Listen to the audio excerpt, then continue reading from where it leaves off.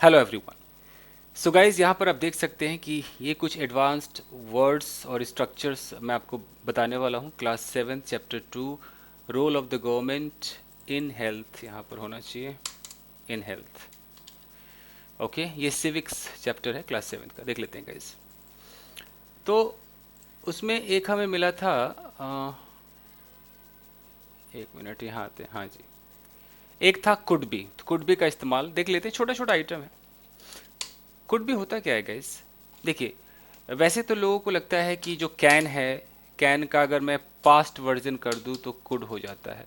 सही है, होता भी है, बट एक दो जगह है बस। लेकिन इसके अलावा कुड का जो इस्तेमाल है वो ऐसे होगा कि आप प्रेजेंट टाइम में है, और प्रेजेंट टाइम में आप क्या करते हैं, अंदाज़ा लगाते हैं, यानी कि आप एक तरीके से गेस करते हैं कि ऐसा होने के चांसेस है, ऐसा हो सकता है। जैसे आपने बोला कि this job could be dangerous for you. यानी कि तुम ये जो जॉब करने जा रहे हो बॉस, ये जॉब तुम्हारे लिए डेंजरस हो सकता है, खतरनाक हो सकता है। तो यहाँ पर कुड बी क्यों बोला? क्योंकि अगर आप हिंदी में सोचते हैं, काफ़ी लोग हिंदी में सोचते हैं, तो उनको ऐसा लगता है कि हो सकता है। तो सकता के लिए उनके दिमाग में जो सबसे पहली चीज़ आती है, आपको भी पता है, वो कैन होता है। वो कहेंगे कि हम ऐसे भी तो बोल सकते थे कि this job can be dangerous for you, you no. तो उनके दिमाग में ये है, तो कुड बी को समझना नहीं चाहते हैं कि सकता है कि फीलिंग देगा। मैं कहता हूँ हिंदी की तरह ना सोचे, अंग्रेजों की तरह सोचे। प्रेजेंट में कैन बी का भी इस्तेमाल हम कर रहे हैं। मैं आपको बता दूं कि जितने मॉडल्स हैं, इनका अलग अलग कहीं ना कहीं इस्तेमाल है। ये जो आपके दिमाग में बैठा हुआ है ना कि कैन का पास्ट कुड, वो मान लो एक इस्तेमाल है। उसके अलावा कई ऐसे इस्तेमाल होंगे जो प्रेजेंट में इस्तेमाल होगा, कोई और पास्ट में होगा, अलग सिचुएशन में होगा, तो ये आपको मानना पड़ेगा। एक ही गीत नहीं गाना है कि नहीं मैं तो कैन का पास्ट कुड समझूंगा, वो गीत नहीं गाना है, समझ रहे? तो इसका एक इस्तेमाल प्रेजेंट टाइम में होता है, अभी प्रेजेंट। अब प्रेजेंट टाइम के अंदर मैं कह रहा हूँ कि oh don't touch this bag, it it could be a bomb, ये बॉम्ब हो सकता है। तो अगर मैं ऐसा कह रहा हूँ कि it could be a bomb, तो क्या मैं पास्ट की बात कर रहा हूँ? ऐसा नहीं है, मैं तो प्रेजेंट की बात कर रहा हूँ। कुड बी अ बॉम्ब यानी कि चांसेस हैं, हो सकता है कि बॉम्ब हो। इसमें बॉम्ब हो सकता है, सकता की भी हिंदी आ सकती है इसमें। हो सकता है इसमें बॉम्ब हो, बॉम्ब होगा, होगी। हिंदी मीडियम में जाएंगे तो कुछ भी हो सकता है। ओके, अंग्रेजों के हिसाब से फर्क क्या है? कैन का मतलब होता है जनरल ट्रुथ। जनरल ट्रुथ क्या है? जनरल ट्रुथ अगर मैं ऐसे बोलूं कि डोंट, ध्यान दीजिएगा कि don't go to that boy, उस लड़के के पास मत जाओ, ही कैन बीट यू। मैंने कहा कि ही कैन बीट यू, वो तुम्हें पीट सकता है। और यही मैं कहता हूं कि don't don't go to that boy, okay, मैं कहता हूं he could beat you. Hindi में दोनों का मतलब है सकता है, वह तुम्हें पीट सकता है, कैन, जो 100% लोगों को सकता लगता है। कुड का मतलब भी यहाँ पर है कि ही कुड बीट यू, वो तुम्हें पीट सकता है। अंग्रेजों को सकता नहीं पता, अंग्रेजों को इतना पता है कैन मतलब जनरल ट्रूथ। जनरल ट्रूथ का मतलब है कि ये जो ही नाम का व्यक्ति है, इसने बहुतों को पीटा है, ये जनरल सी बात है, सच्चाई है, जनरली वो पीटता रहता है, अक्सर ऐसा होता रहता है। तो भैया उधर मत जाओ, तेरे को भी पीट सकता है। तो कैन हम तब बोलेंगे चांस ज़्यादा हो। चांस कैसे ज़्यादा हो? क्योंकि पहले ही प्रूफ हमारे पास है कि ऐसा हो चुका है, कई लोगों ने एक्सपीरियंस लिया है, कई लोगों को इसने पीटा है। तो इतना सारा डेटा हमारे पास है, फैक्ट हमारे पास है, तो ये एक जनरल ट्रुथ बन गया है, वो हम कैन लगा देंगे, आई कैन बीट यू। हालांकि कैन का कैपेसिटी एबिलिटी बहुत इस्तेमाल है, मैं कह तो रहा हूँ एक ही मॉडल के कई इस्तेमाल हैं। मैं चांस की भी बात कर रहा हूँ, गेस, अंदाजा, अंदाजे की भी बात कर रहा हूँ, मैं कोई कैपेसिटी की बात अभी नहीं कर रहा हूँ, ठीक है? तो कैन का मतलब है कि जनरल ट्रुथ। मैं लिख देता हूँ यहाँ पर जनरल ट्रुथ, जनरल ट्रुथ। पीट सकता है भाई, बहुतों को पीटा है। कुड का मतलब है कि कोई ऐसा जनरलाइज नहीं है। यहां पर आप बिल्कुल यूं समझ लो कि आप माइट से ऊपर सोचते हो, माइट में हल्का सोचते हो ना, 20-30%। आप ऐसे भी तो कह सकते थे कि ही माइट बीट यू, आप ऐसे भी तो कह सकते हैं कि don't go to that boy, he might beat you, you know. Okay, मैं ऐसे भी कह सकता हूं कि don't go to that boy. He may beat you. He may beat you. Okay. और देखते हैं, मैं ऐसे भी कह सकता हूँ कि don't go to that boy, he must beat you, he must beat you, ऐसा भी हो सकता है, ही मस्ट बीट यू। तो हालांकि मस्ट वगैरह हम ज़्यादा नहीं लगाते, क्योंकि मस्ट में ना कई बार वो फीलिंग आने लगती है कि उसे अवश्य पीटना ही चाहिए, तो इसलिए इंसान गेस अंदाजे में ना मस्ट को छोड़ देता है। वो ज़्यादातर अंदाजे इंसान कैसे करता है, मे के साथ कर लेगा, माइट के साथ कर लेगा, कुड के साथ कर लेगा, कैन के साथ कर लेगा, ऐसे होगा। वुड के साथ भी अंदाजा होता है। तो अभी हम सिर्फ ये बात करते हैं जो जनरली चलता है। कैन मतलब जनरल ट्रूथ है, कुड का मतलब चांस है, माइट का मतलब थोड़ा कम चांस है, मे का मतलब माइट से भी ज़्यादा चांस है, कुड से भी ज़्यादा चांस, कैन से थोड़ा नीचे चांस, ऐसे ना परसेंटेज होता है सबका, डिग्री होती है। ठीक है जी। तो उसी लिए अगर मैं यहाँ पर बी लगा दूँ, अभी तो मैंने यहाँ पर बी कुड के साथ बी नहीं लगाया था, अगर मैं बी लगा दूँ, मैं कह दूँ कि this this could be troublesome, यानी कि ये ट्रबल जैसा हो सकता है। ट्रबलसम मतलब मुसीबत भरा हो सकता है। ओके, मैं बोल दूँ कि this travel could not be safe for you, safe for you।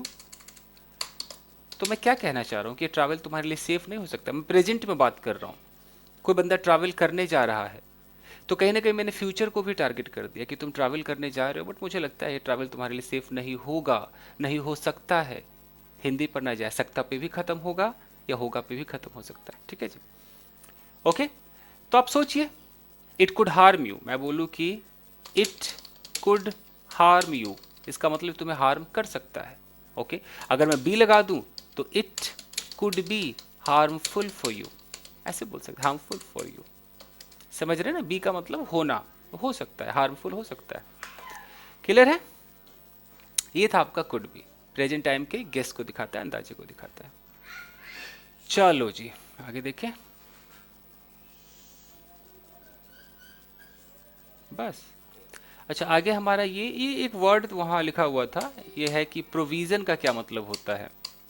तो प्रोविज़न मतलब जो भी नियम कायदा कानून है, कहते हैं ना कि कोई कानून, मतलब गवर्नमेंट ये प्रोविज़न निकाल दी, ये प्रोविज़न, तो ऐसा है। एक कोलैज लिखा हुआ था, कोलैज का मतलब क्या होता है कि हम बहुत सारे फोटोज़ लगा करके कोलैज बना लेते हैं, तो कोलैज था। अब आते हैं मे हैव के साथ V3, ये पढ़ा सकता हूँ मैं आपको, मे हैव के साथ V3। देखिए गाइस, अगर हैव लग जाए और V3 लग जाए, यानी कि हम बात किसकी कर रहे हैं, पास्ट की बात कर रहे हैं, पास्ट टाइम। सिचुएशन हमारा क्या है, पास्ट टाइम सिचुएशन हो जाएगा। ओके, अब पास्ट टाइम सिचुएशन का मतलब है कि हम प्रेजेंट में खड़े हैं दोस्तों, और प्रेजेंट में खड़े होके हम अंदाज़ा लगा रहे हैं पास्ट के बारे में, जो बीत गया उसके बारे में। मैं बैठ के ऐसे कह रहा हूँ, मान लो कि किसी ने मेरी कुर्सी को तोड़ दिया, काम डन है। मैं यहाँ पर ये भी लिख देता हूँ कि इसका इस्तेमाल तब हम करेंगे जब वर्क डन हो, वर्क डन। किसी ने मेरी कुर्सी को तोड़ दिया, तो कुर्सी को तोड़ने का काम डन है। क्या मुझे पता है किसने तोड़ा? मुझे नहीं पता है, मैं अभी प्रेजेंट में हूँ, मैंने देखा मेरी कुर्सी अभी टूटी हुई है, तो ये कुर्सी अभी मेरे आंखों के सामने तो किसी ने तोड़ी नहीं, जब मैं आया तो टूटी हुई थी, मतलब कहीं ना कहीं पास्ट में ही तोड़ा गया है इसको। अब मैं अंदाज़ा लगा रहा हूँ कि यार इस कुर्सी को ना सोनू ने तोड़ा होगा।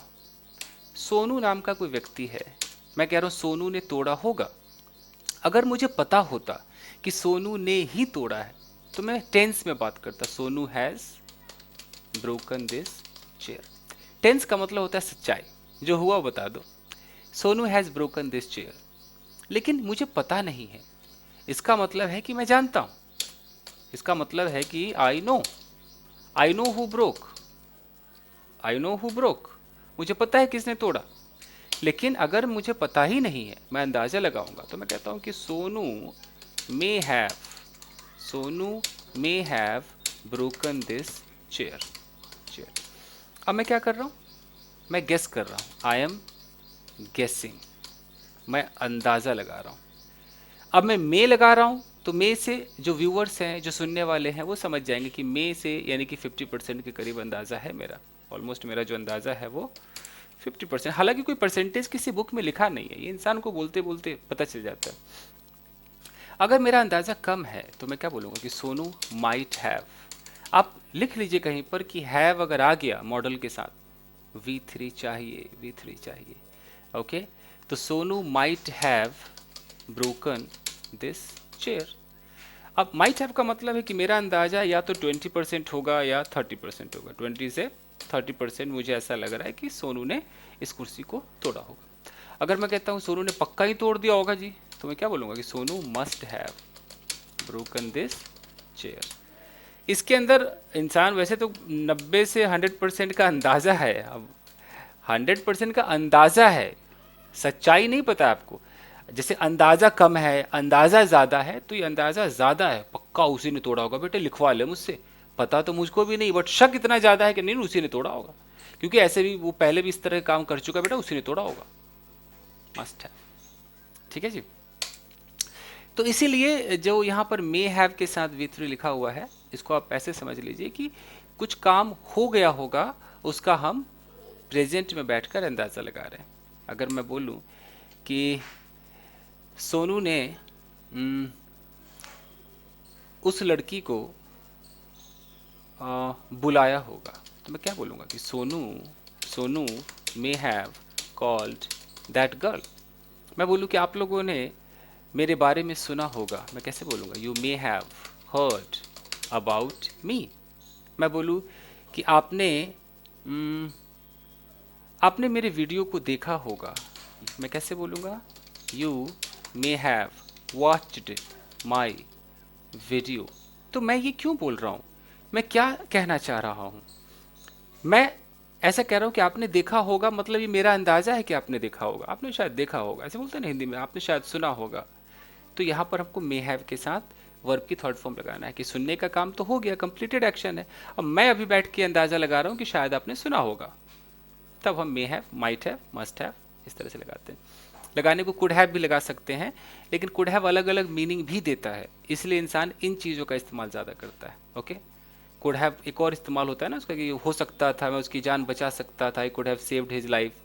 लेकिन ये भी हो सकता है कि he could have broken this chair, ऐसा भी होता है, बट ज़्यादा नहीं चलता है, यही ज़्यादा चलते हैं। चलिए, अब यहाँ उस बुक में था ईच ऑफ का इस्तेमाल, मुझे लगा मुझे आपको सिखाना चाहिए।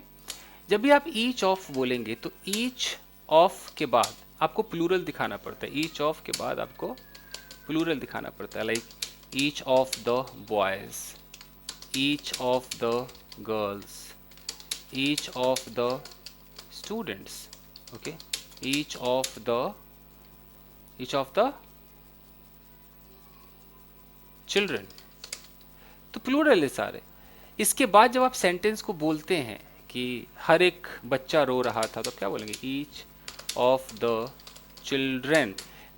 ये देखने में प्लूरल है, बट आप जब वर्ब लगाएंगे वो सिंगुलर लगाएंगे। Each of the children was crying, रो रहा था। ओके, हर लड़की नाच रही थी, each of the girls was dancing बोलेंगे, वर डांसिंग नहीं बोल सकते। Okay, each of the girls, यहाँ पर गर्ल्स है, लेकिन ये गर्ल्स के लिए ये वॉज नहीं लगा है, ये वॉज ईच के लिए लगा है, लड़कियों में से हर एक बंदे की बात हो रही है। ठीक है, ओके। और भी सोच सकते, each of these animals, each of these animals is is attractive, attractive है, अट्रैक्टिव है। ठीक है जी। Each of you is educated, each of us is nervous. ठीक है, चलिए। इसके बाद लाइकली टू का इस्तेमाल है। लाइकली टू देखते हैं गाइस, न्यूज़पेपर में भी इसका इस्तेमाल होता है, किताब में भी है, लाइकली टू भी है इसमें। तो उससे पहले आपको लाइकली टू समझना होगा। अगर मैं कहता हूँ कि उसके आने की संभावना है, तो she is likely to come, उसके आने की संभावना, she is likely to come. Okay, और यहाँ बी का मतलब है कि उसके होने की संभावना है। Okay, so she is likely, मैं बोलूँ कि she is likely to be here, यानी कि उसको यहाँ होने की संभावना है। Okay, okay, it is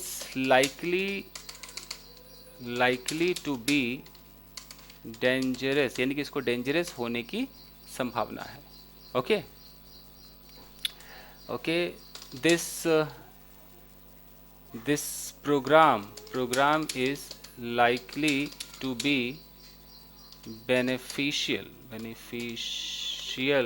for each of us, यानी कि हम सब के लिए जो प्रोग्राम है इसका बेनिफिशियल होने की संभावना है। तो लाइकली टू का मतलब है कि मान लो कि ऐसा होगा, तो संभावना को दिखाता है। यहाँ तक भी क्लियर हो गया? चलिए गाइस, इसको मैं कलर भी करता जाऊँ, फटाफट कर लेते हैं। Likely to, okay, each of, बाकी तो ठीक ही है जी, कुड बी। चलिए आगे देखें, यहाँ लिखा है on the other hand. Actually होता तो है कि ऑन द वन हैंड, फिर on the other hand, on the one hand, फिर कोई डायलॉग होगा, फिर होगा ऑन द अदर हैंड। ये किताब में था। इसका मतलब क्या होता है कि एक बंदा दो डिफरेंट बातें करे। मैं बोलूँ कि एक तरफ तो आप एक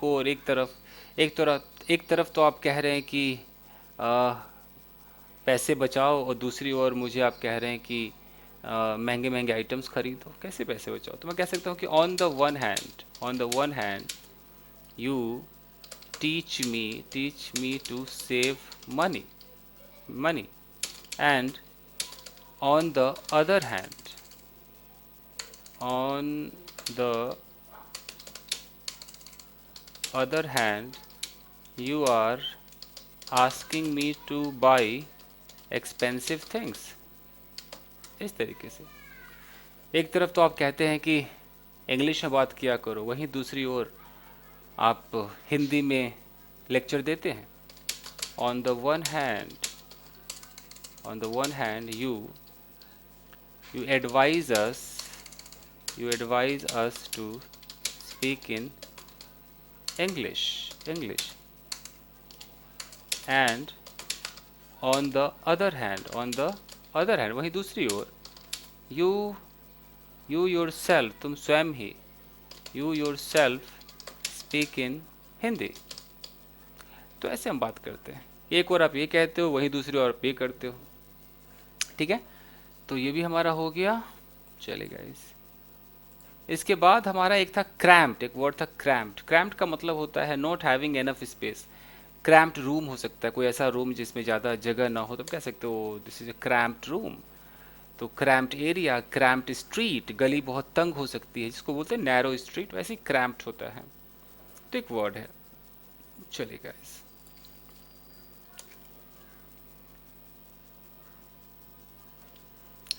अगला वर्ड है प्रोन टू क्या होता है? अगर मैं एक सेंटेंस बोलूँ कि you are prone to cold, यानी कि ये जो कोल्ड है ना, इस कोल्ड का आप पर प्रभाव पड़ जाएगा अगर आप उसके प्रोन हैं। प्रोन का मतलब होता है कि आप एकदम जब कोल्ड होगा तब आपको प्रॉब्लम हो जाएगी, मतलब कोल्ड हमेशा आप पे असर कर जाता है। आप उसके प्रोन हैं, मतलब कि वो आप पर हावी हो जाता है। इसकी हिंदी पे ना जाएं, हिंदी को ना समझे, आप किसी चीज़ के प्रोन हैं। ओके, जैसे बोलूँ कि she is prone to eating rajma chawal. तो प्रोन टू ईटिंग का मतलब है कि उसको वही झुकाव है, समझ लीजिए, उसकी टेंडेंसी है, झुकाव है, मतलब वो जब राजमा चावल बनेगा तो बिल्कुल उसके प्रोन है वो, ये इस पर अफेक्ट करेगा। ओके, आपने कहा कि I can't stay in this house, there is dust here. Actually I am prone to allergy. Okay, तो एलर्जी आपको हो जाती है, प्रोन टू एलर्जी, यानी कि तुरंत एलर्जी हो जाती है। एलर्जी के प्रति आप एकदम झुके हुए हैं उसकी तरफ, ऐसा है कि तुरंत एलर्जी आपको असर कर जाएगी। अब जिसके प्रोन है वो चीज़ आप पर असर कर जाएगी। समझ में आ रहा है? Prone to cold, prone to sneezing, prone to blah blah blah blah, ये प्रोन होता है। चलिए अगला वर्ड है in good spirits. In good spirits का मतलब होता है in a good mood. I am in good spirits आप बोल सकते हैं, या I am in a good mood कह सकते हैं। She was in good spirits yesterday, वो कल अच्छे मूड में थी। ये तो एक वर्ड है अच्छा सा, मतलब एक फ्रेज जैसा वो है, प्रपोजिशनल फ्रेज है। अब है need to be. Need to be का मतलब क्या होता है? अगर बोलूँ कि तुम्हें, you need to be educated, यहाँ पर कि तुम्हें एजुकेटेड होने की ज़रूरत है। यू नीड क्या होने की? तो टू बी एजुकेटेड, एक एजुकेटेड पढ़ा लिखा होने की ज़रूरत है। Okay, she needs to be with him right now, यानी कि वो जो लड़की है उसको इस वक्त उस लड़के के साथ होने की आवश्यकता है। She needs to be with him, इस तरीके से। Okay, you need to be energetic, तुम्हें एनर्जेटिक होने की ज़रूरत है। Okay, you don't need to be sad, तुम्हें उदास होने की कोई आवश्यकता नहीं है, कोई नीड नहीं है। ठीक है जी। ओके, डू यू, ऐसे सवाल भी कर सकते हैं कि to do you need to be stylish, क्या तुम्हें स्टाइलिश होने की ज़रूरत है? हो गया। उसके बाद एक वर्ड है सब्सटेंशियली, ये एक एडवर्ब है, इसका मतलब होता है काफ़ी हद तक, काफ़ी हद तक। Substantially we have many hospitals, काफ़ी हद तक हमारे पास बहुत सारे हॉस्पिटल्स हैं। अंडर नरिश्ड का मतलब होता है अल्प पोषित, यानी कि कुपोषण जिसको हो, ज़्यादा उसका पोषण ना हुआ हो, ज़्यादा उसने खाना पीना सही से ना खाया हो, अंडर नरिश्ड है। इन ऑर्डर टू का इस्तेमाल क्या होता है? इसका मतलब था कुछ भी करने के लिए। मैं बोलूँ कि in order to learn English, अंग्रेज़ी सीखने के लिए you must try to speak every day, तुम्हें हर रोज़ बोलने की कोशिश करनी ही चाहिए। In order to make body बनाने के लिए I must go to gym, मुझे जिम जाना ही चाहिए। Okay, in order to be a teacher, एक टीचर बनने के लिए you should be whiz at your subject, आपका जो सब्जेक्ट है उसमें आपको परफेक्ट होना चाहिए, विज होना चाहिए, तभी आप एक टीचर बन सकते हैं। तो इन ऑर्डर टू का मतलब है कि कुछ भी करने के लिए, इन ऑर्डर टू बी लग गया तो कुछ भी होने के लिए, बनने के लिए। ठीक है जी, आगे चलें। चलिए गाइस, एक वर्ड है कंसीडरेबल, इसका मतलब होता है काफ़ी। कंसीडरेबल में बहुत बड़ा, कंसीडरेबल एडजेक्टिव है तो किसी नाउन के आगे लगा सकते हैं, कंसीडरेबल अचीवमेंट। फिनोमिनल का मतलब होता है अद्भुत, phenomenal task, phenomenal thing done by you. Paradox एक वर्ड है, पैराडॉक्स का मतलब क्या होता है कि वह बात जो वास्तव में सच हो परंतु देखने में साफ झूठी जान पड़ती हो। कोई चीज़ सच है बट दिख नहीं रहा है। ओके, हमारे देश में बहुत सारे हॉस्पिटल्स हैं बट हम जब देखते हैं तो कभी डॉक्टर नहीं है, तो कभी इतनी भीड़ है इतने हॉस्पिटल के बावजूद। तो ये क्या ऐसा पैराडॉक्स है? जो हकीकत है कि हमारे पास इतनी चीज़ें हैं बट दिखाई नहीं दे रहा है। कोई कह रहा है मैं इतना कमाता हूँ, लेकिन जब आप जाते हैं तो उसके घर में खाने के वांदे पड़े, तो कहाँ दिख नहीं रहा है। पैराडॉक्स है ये, दिस इज पैराडॉक्स। कॉन्ट्रैरी टू है, कॉन्ट्रैरी टू का मतलब विपरीत। अगर मैं बोलूँ कि कॉन्ट्रैरी टू योर थॉट, यानी कि तुम्हारी थॉट के उल्टा, तुम्हारी थॉट के विपरीत, आई हैव वॉन दिस मैच, यानी कि तुमने तो सोचा नहीं था कि मैं मैच को जीतूंगा, तो तुम्हारी जो सोच थी ना मेरे लिए जो नेगेटिव थी, तो उस थॉट के विपरीत उल्टा हो गया। तो ये बस कहा जाता है कि तुम्हारे थॉट के उल्टा I have won this match, इस मैच को मैंने जीत लिया है। Okay okay, contrary to his opinion, his advice, यानी कि उसके एडवाइस के उल्टा, उसने जो एडवाइस दिया था उसके एडवाइस के उल्टा, I started working on YouTube, मैं यूट्यूब पे काम करने लगा। उसने एडवाइस दिया था कि मत करना बट मैं करने लगा। तो कंट्रेरी टू फलाना, इसका मतलब है कि इस चीज़ के उल्टा यूज़ कर सकते हैं। फिर एक वर्ड है इनडिफरेंट। इनडिफरेंट का मतलब क्या होता है? नॉट थिंकिंग अबाउट और इंटरेस्टेड इन समवन और समथिंग, किसी में आप इंटरेस्टेड नहीं, मतलब एकदम नीरस से हो गया, वो अजीब से हो गया, एकदम घटिया क्वालिटी सब हो गई है, कोई वो बात नहीं है, तो इनडिफरेंट है, कोई भी हो सकता है। वेल टू डू एक एडजेक्टिव, इसका मतलब होता है having a lot of money property, यानी कि बहुत सारा आपके पास पैसा है तो आप एक वेल टू डू हैं। Okay, you come from a well to do family, आप एक धनी मानी अमीर संपन्न परिवार से आते हैं। वाइल के साथ एक सेंटेंस होता है, फिर कॉमा होता है, फिर सेंटेंस होता है, इसको भी देख लीजिए। अगर मैं कहता हूँ कि while she is an M B A comma, मैं बोलूँ कि आई एम अ ग्रेजुएट, ऐसे भी हो सकता है कि आई एम अ ग्रेजुएट फिर हो while she is an M B A. मतलब क्या है कि मैं तो ग्रेजुएट हूँ, जबकि वाइल का मतलब है जबकि, हालांकि she is an M B A, वो एक एम बी ए है। इस तरीके से ऐसे बोल सकते हैं, हालांकि वो एक एम बी ए है, मैं तो भैया ग्रेजुएट हूँ। इस तरीके से हम बोलते हैं। ओके, तो वाइल लगाते हैं। देखिए आपने बोला कि he was given 100 rupees while I was given 500 rupees for the performance, यानी कि दोनों ने परफॉर्मेंस की, उसको मिला 100 रुपये जबकि मुझे मिला 500 रुपये। तो ये वाइल है, इसकी जगह इंसान वेयर एज का भी इस्तेमाल कर लेता है। एक फ्रेज आता है मेक एंड्स मीट, इसका मतलब होता है to have enough money for your needs, यानी गुजारे लायक धन होना। तो आपने कहा कि आई डोंट हैव या I am not able to, आपने बोला कि I am not able to make my ends meet, यानी कि मैं इस काबिल नहीं हूँ कि मैं अपना घर चलाऊँ, अपना गुजारा करूँ। ओके, मैं बोलूँ कि he is struggling to make his ends meet, यानी कि अपना गुजारा करने के लिए वो स्ट्रगल कर रहा है, ऐसे हम बोलेंगे। क्लियर है जी? चलो जी फटाफट ख़त्म करें। अगला आता है डाइंग टू। डाइंग टू तो जैसा दिख रहा है वैसा ही होगा।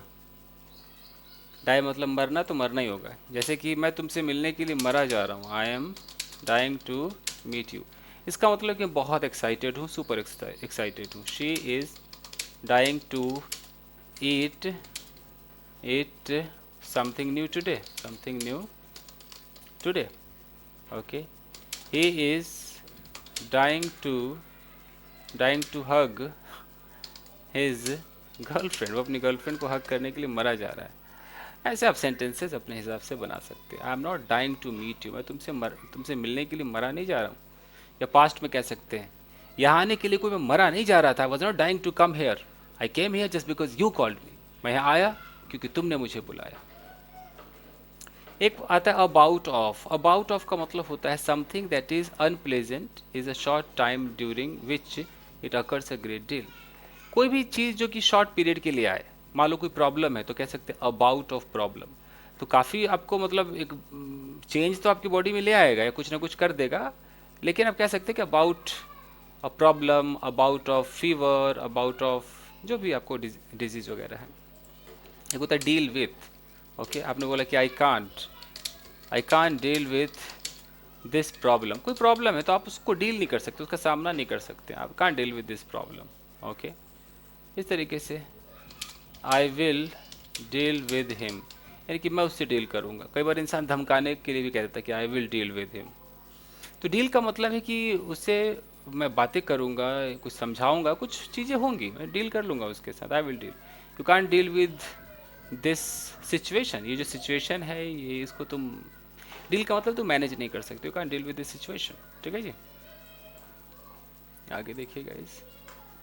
हैज़ टू बी के साथ वर्ब का थर्ड फॉर्म है, ये पैसिव को दिखाएगा। जैसे मैं बोलूँ कि this work has to be done today, यानी कि आज इस काम को किया जाना है।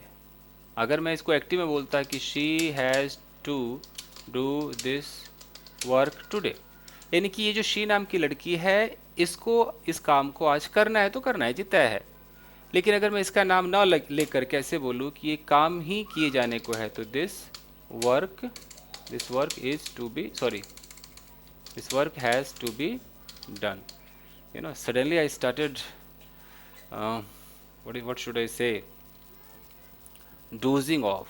Suddenly I was just typing and it happened inwardly. I thought like I should close my eyes. Just because I'm tired or what, I don't know. Okay guys, so this work has to be done, इस काम को किया जाना। और वो energy भी आज ना मुझे, I don't feel like speaking so loud and all, आज लग रहा है कि जस्ट बी लाइक दिस। होता है गाइस। ओके, ब्रीड का मतलब यहाँ वर्ब के रूप में है, तो ब्रीड का मतलब पैदा करना, मतलब उत्पन्न करना। Mosquitoes are breeding other mosquitoes, तो ब्रीड कर रहे हैं मतलब पैदा कर रहे हैं। सेफ गार्ड का मतलब होता है सुरक्षा करना, गवर्नमेंट हमें सेफ गार्ड करेगी। कुड हैव के साथ वर्ब थर्ड फॉर्म, इसको फटाफट करते हैं।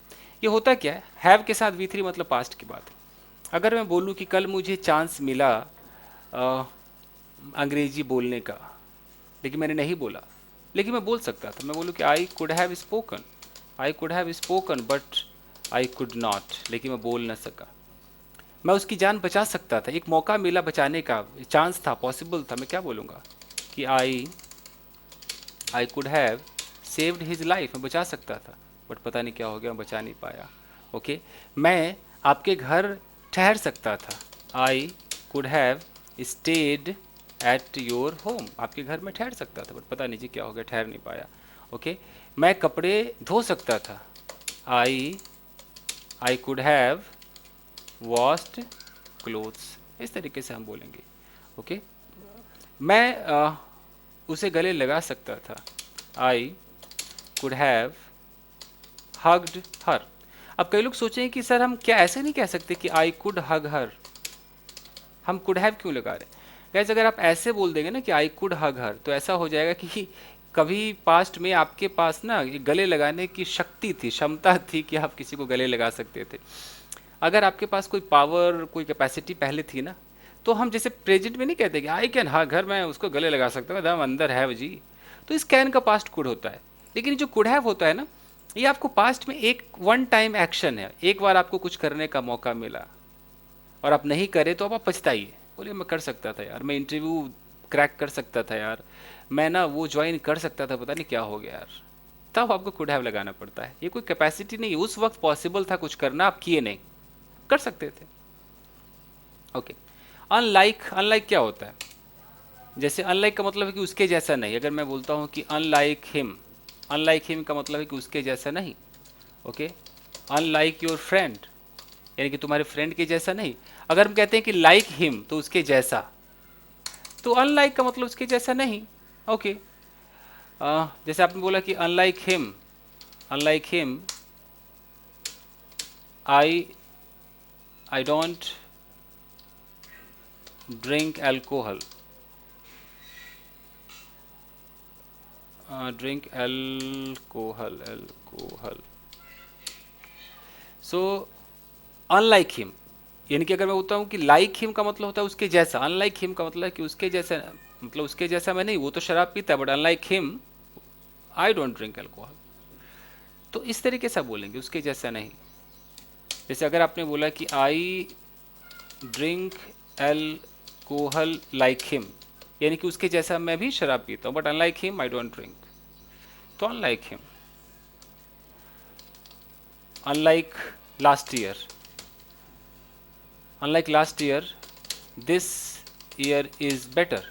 तो इसका मतलब क्या है कि पिछले, मतलब अगर ये साल बेटर है, तो अनलाइक लास्ट ईयर का मतलब कि पिछला साल था जो बेटर नहीं था। समझ में आ रहा है कुछ? तो इस तरीके से अनलाइक हिज सैलरी, उसकी सैलरी जैसा नहीं, इस ऐसे आप सेंटेंस सोचा कीजिए। एट टाइम्स का मतलब होता है कभी कभी। आजकल कहा जाता है, स्पोकन इंग्लिश में भी कह देते हैं कि एट टाइम्स, कभी कभी, I use to go there at times she taunts me, कभी कभी मुझे ताने देती है। सफाइस एक वर्ब है, सफाइस का मतलब है कि टू बी एनफ, और एनफ फॉर समबडी और समथिंग। तो इट सफाइसेज, यानी कि ये एनफ है। हालांकि स्पोकन में उतना इस्तेमाल नहीं है, आप खुद इस पर सर्च कर लीजिएगा। ओके, इसकी जगह इंसान बस एक सफिशिएंट का इस्तेमाल कर देता है स्पोकन में। किसी व्यक्ति या वस्तु के लिए पर्याप्त होना, वो हिंदी इसकी है सफाइस का, इट सफाइसेज फॉर मी। हार्डशिप का मतलब होता है the fact of not having enough money food etc.. Hardship का मतलब क्या है कि कमी, तंगी, तंगी है, पर्याप्त धन, भोजन आदि का अभाव है, जीवन की मूलभूत सुविधाओं की अपर्याप्तता है, तंग हाली को हम हार्डशिप कहते हैं। टेंड टू क्या होता है? किसी की प्रवृत्ति होती है। मैं बोलूँ कि यार उस औरत की ना प्रवृत्ति है झूठ बोलने की, तो मैं क्या बोलूँगा कि she tends to tends to tell a lie, tell a lie, उसकी प्रवृत्ति है झूठ बोलने की। Okay, my son tends to cry, उसकी मतलब एक प्रवृत्ति है, झुकाव है, रो ही देता है वो। तो ये टेंड टू का ऐसे इस्तेमाल होता है guys, tends to, I don't tend to, मतलब टेंड टू का मतलब कि मेरा वो नेचर नहीं है। ओके, जैसे आपने बोला कि I don't tend to criticise anyone, यानी कि मेरा वैसा झुकाव नहीं कि मैं किसी को क्रिटिसाइज करूं, मतलब मेरी वो प्रवृत्ति, वो टेंडेंसी नहीं है। टेंड टू मतलब वो टेंडेंसी नहीं, आई डोंट हैव दैट टेंडेंसी, ऐसे आप इस्तेमाल करेंगे। ठीक है जी, ख़त्म करना चाह रहा हूँ वीडियो, काफ़ी टाइम हो गया है, इसलिए एक एक दो दो एग्जाम्पल काफ़ी है। एक वर्ड है मतलब फ्रेज है इन द फर्स्ट प्लेस, इसका मतलब होता है कि you say in the first place when you are talking about the beginning of a situation और about the situation as it was before a series of events. यानी कि in the first place का मतलब है कि पहले, starting में, in the beginning, you know, talking about the beginning. कहते हैं कि in the first place I did not like that girl, यानी कि बिगिनिंग में तो मैंने उस लड़की को पसंद नहीं किया। मैं बोलूँ कि in the first place I did not like that girl, तो इन द फर्स्ट प्लेस मतलब इन बिगिनिंग, स्टार्टिंग में। Okay, in the first place I liked that car very much, मैंने काफ़ी पसंद किया उस कार को, at in the first place very much, ऐसे बोलते हैं। प्रॉम्प्ट का इस्तेमाल होता है शीघ्र। ओके, मतलब एकदम प्रॉम्प्ट आंसर उसने दिया, शीघ्र उत्तर उसने दिया, तो ये तो आप यूज़ कर लेंगे। तो वर्ड है कंसीडर टू बी, का मतलब होता है किसी को कुछ समझना, कि आई कंसीडर यू, मैं समझता हूँ आपको, टू बी माई ब्रदर, यानी कि मैं आपको अपना भाई समझता हूँ, to be my brother. Okay, she considers she considers me to be a bad person, वो मेरे बारे में मतलब ऐसा सोचती है वो कि मैं एक बुरा व्यक्ति हूँ, मतलब ऐसा समझती है कि मैं एक बुरा व्यक्ति हूँ। तो बस यही है गाइस। ये एमेनिटीज़ है, एमेनिटीज़ का मतलब सुख सुविधाएं, तो अच्छे अच्छे वर्ड्स भी हैं, आप इसका इस्तेमाल कर सकते हैं कि बेसिक एमेनिटीज़, जो बेसिक जो मूलभूत सुख सुविधाएं होती हैं, वी हैव अमेनिटीज़, हमारे पास सुख सुविधाएं हैं, ऐसे बोल सकते हैं। ठीक है जी, तो बस यही है दोस्तों। तो मैं इसको अपने टेलीग्राम चैनल, जिसका नाम है इंग्लिश विद चंदन, उस पर मैं ये डाल दूंगा, आप वहाँ से इसको ले सकते हैं, मैं इसका पीडीएफ बना के डाल दूंगा। ठीक है गाइस, थैंक यू, मिलते हैं अगले वीडियो में गाइस, टेक केयर, बाय।